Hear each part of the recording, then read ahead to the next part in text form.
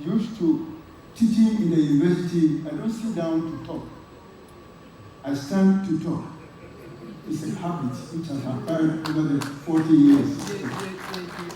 So I'm very grateful that I could stand and talk to you, such heroic people. You've been very courageous. You have sat down throughout the day. And it's evening time. And you are still there. So Ayego. I want to make another opening remark. Since today also happens to be World or African Languages Day, besides celebrating the World Day of African and Diasporan descendants culture. Mr. Jalo, who is the head of the Ghana UNESCO in Accra, I've heard him again and again in Accra saying Midasi. And that can seriously disturb me because he's here in Accra. And as he said in English, when you go to Rome, do what the Romans do. If you're in Accra, you don't say Midasi. You say, oh, you are done. It's very heavy, very difficult to say, but it's deeper in meaning. And let me explain what I'm saying a bit more. Now, Midasi, as I understood it when I was living in Kumasi, is literally meaning I'm lying before you as a way of expressing gratitude. It's very nice, very beautiful, very poetic. But in Ghana, the equivalent is not I'm lying before you, but it says I am blessing you with a long life as a result of what you have done for me. My gratitude is to bless you. So I'm saying, Jalo, please stop saying me that. In Accra, if you go to Kumasi, you can say it. Good.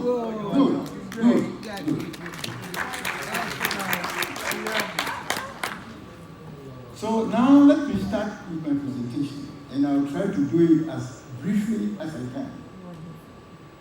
First, I want to express my profound gratitude and appreciation to Mr. Jalo, as the head of UNESCO here in Ghana, for deeming it worthwhile to invite me to participate in this very special day, the 24th of January. I'm so grateful.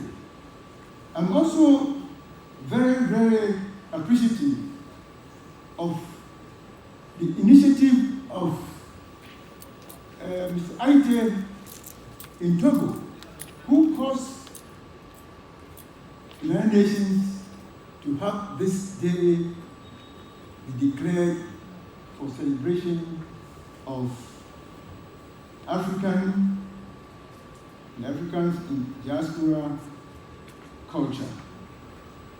Ayeko and congratulations. You are not here, but you are hearing me. Oh, you are there. Oh, you are done. Yes. Now, I've been asked to speak to the subject, sites of memory. Let's not forget the forts and castles in Ghana.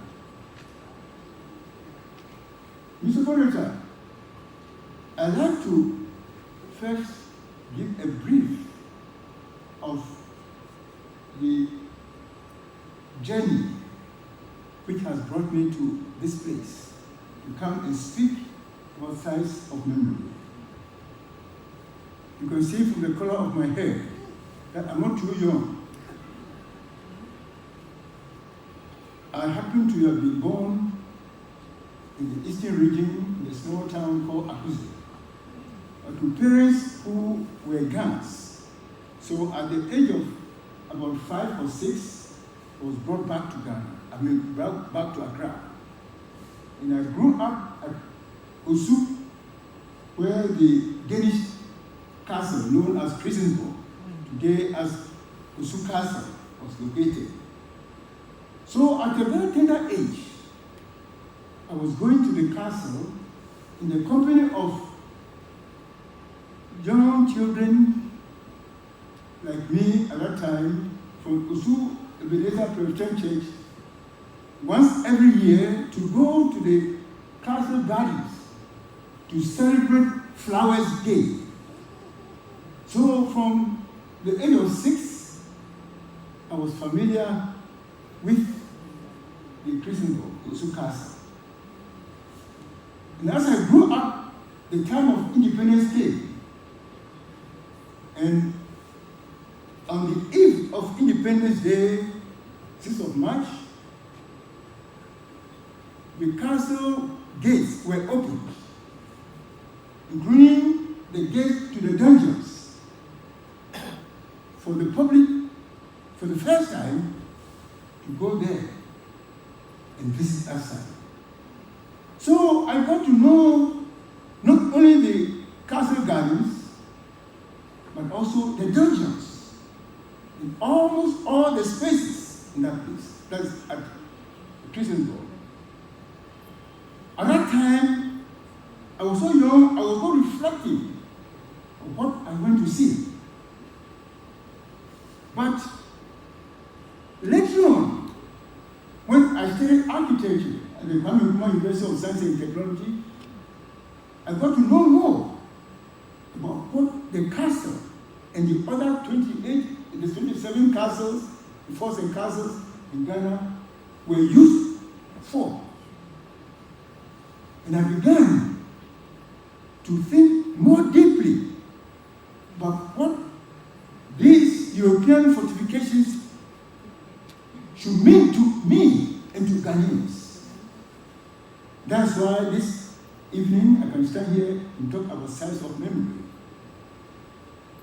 And the point I want to make is that what I understood these European fortifications to me as a diabolical sentence of inhuman treatment against Africans should never, ever be forgotten. And later on, when I began to understand much better what that function should mean, I decided to do further research to know more. And I was privileged to have been given the opportunity by the UNESCO to do a study of almost all those forts and castles, all these European fortifications from Benin in the western region, right up to Kita in the eastern region. As a result of the study I did, I decided to write a book. You have been already told about the book. Stones Tell Stories at Osu, as an example of what memories we should have about these European fortifications, specifically the Osu Castle, the Christensborg, done by the Danes. In this book,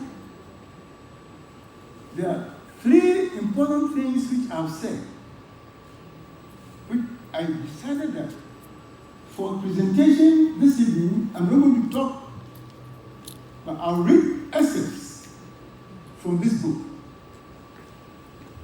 to show you why we should never forget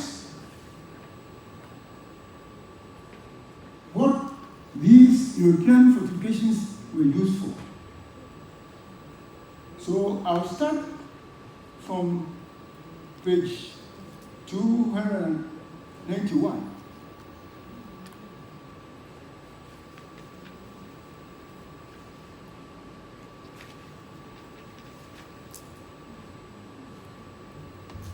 Page 291 is parts of the epilogue which I wrote for this book, Stones Tell Stories. And please listen to me. Because of time, I'll read fairly quickly, but get the import of what I'm going to read says. Conscious of the common history and heritage of Ghana and the Nordic countries, Denmark has not been shy to confront the evils associated with the unequal trade relationship that existed in the past, and which was very much associated with transatlantic slave trade. It is believed that the sad and dark story of the inhuman slave trade and the concomitant slavery and all that is engendered at that time, with related activities such as the intertribal wars, pioneering, pawning, and selling and buying of people as human cargo, perpetrated by the local chiefs and merchants, their Danish and other European counterparts should not be swept under the carpet. Similarly, the proverbial Ghanaian practice of avoiding talking about the history of slavery in the community, as alluded to by Atafo Koyi, that is the protagonist of this book, reference to Achi Mota. That means that's Gawe, meaning you do not mention it. An attitude which must give way to an honest and unabashed discussion of the trade in human cargo, the slavery that formerly existed in Ghanaian communities. In the same vein, the horrors of the transatlantic slave trade, as organized and managed by the Danes and the Europeans, must not, out of embarrassment and guilt, be glossed over in international literature and trivialized by Western scholars who deal with the history of the period.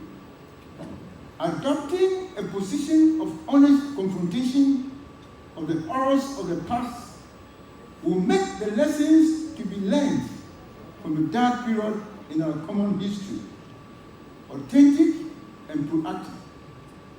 By doing so, we will gain the moral strength to deal faithfully and decisively with any similar current or future inhuman activities that may rear their ugly heads, whether related to discrimination, child labor, human trafficking, racism, ethnic and religious intolerance, xenophobia, or any form of injustice in the world.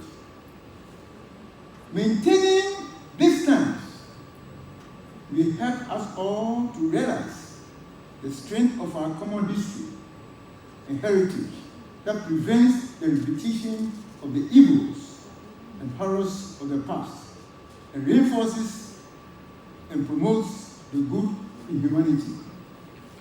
This is what may afford us a healthy and sound platform from which to look beyond Danish pursuit with this painful and pitiful task to see good, hopefully, emerging from the future. This is the learning and the reconciliation aspect of the theme for this third section. But let me end with a piece of poetry which came up to reflect what these European fortifications, how they started and how they ended. This is a piece of poetry which I composed whilst I was writing this book.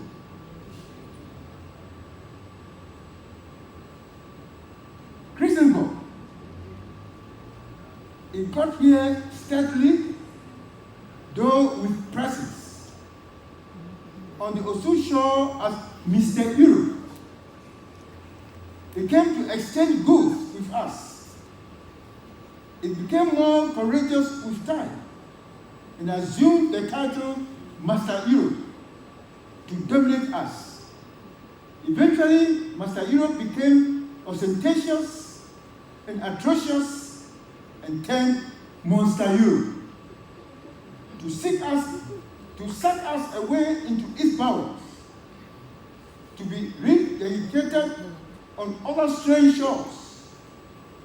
Master Europe came with the Portuguese face, changed into a Swedish outlook, and ended with a Danish Norwegian profile with an English embellishment.